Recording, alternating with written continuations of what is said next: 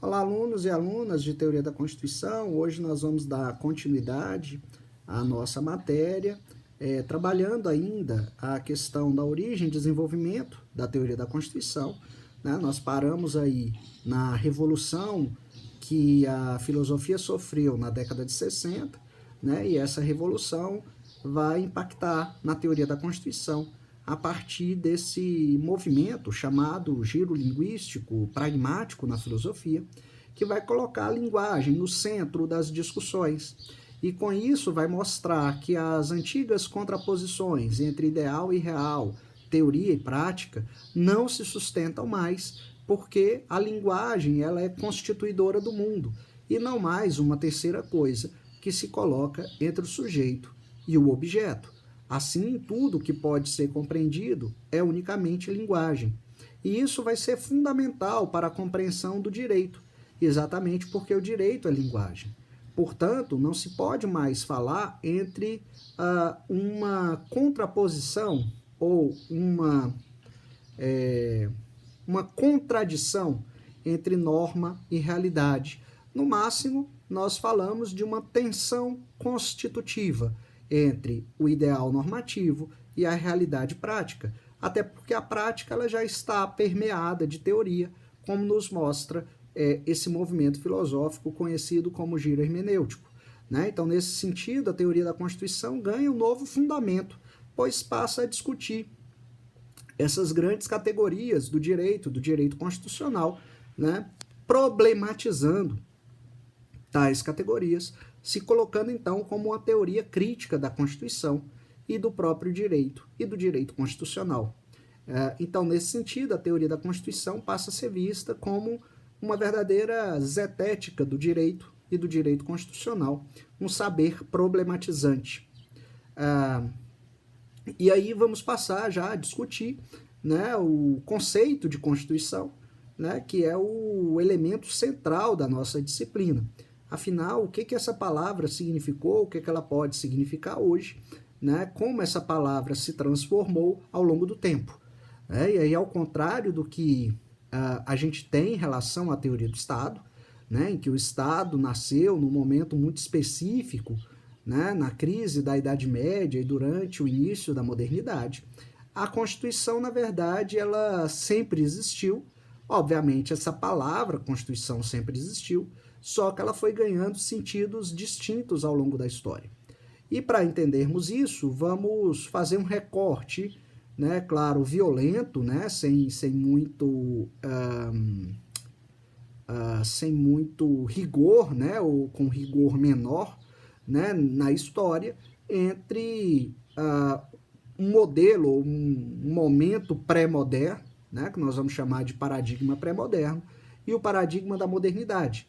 Né? Então, durante essa pré-modernidade, que aí nós podemos localizar na antiguidade, na Idade Média, né? Nós vamos ter uma sociedade marcada pela indiferenciação das diversas esferas de vida.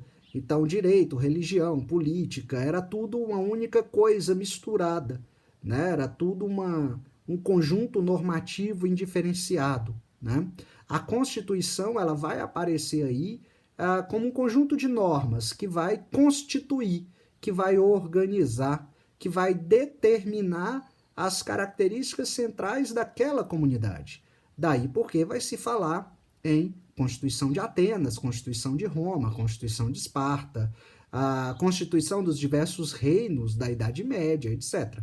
A Constituição era localizada, era reconhecida pelo conteúdo, né, das normas.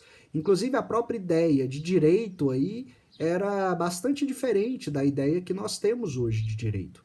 Né? Então, a Constituição era reconhecida pela matéria. Daí porque, né, se diz que nesse primeiro grande momento da história, nós temos a Constituição no seu sentido material, ou Constituição material, reconhecida pelo seu conteúdo, pela sua matéria, né? Então, as normas que organizavam a vida dessa comunidade. E essas normas podiam ser normas jurídicas, religiosas, econômicas, políticas, morais, éticas. Essas normas eram consideradas normas constitucionais. Aqui também não há que se falar em hierarquia de normas, né? Os antigos, os pré-modernos, eles não conheciam essa noção de hierarquia, né? Que vai ser criada na modernidade, né? Então, a Constituição ela era entendida, compreendida pelo seu conteúdo, né? E algumas metáforas eram usadas à época, né? Para falar da Constituição. Então, havia muitas metáforas médicas, né? Para se buscar uma boa Constituição para a saúde do corpo físico, né?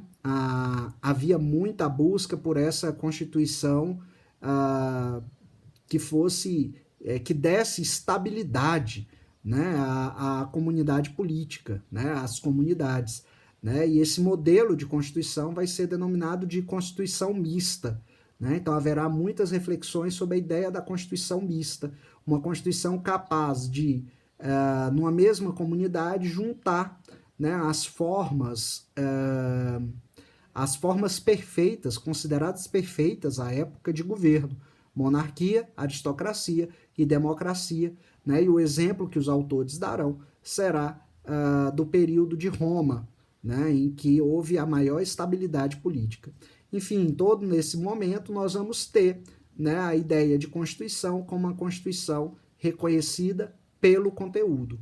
Né? E ao longo de diversos séculos, né, de vários séculos, pelo menos 3 séculos, nós vamos ter a erosão desse conceito, né, dessa ideia, e nós vamos ter o surgimento de uma nova ideia, né? A palavra vai ser a mesma, mas vai se agregar a essa palavra uma nova concepção, um novo conceito de Constituição, que nós vamos chamar de conceito moderno de Constituição.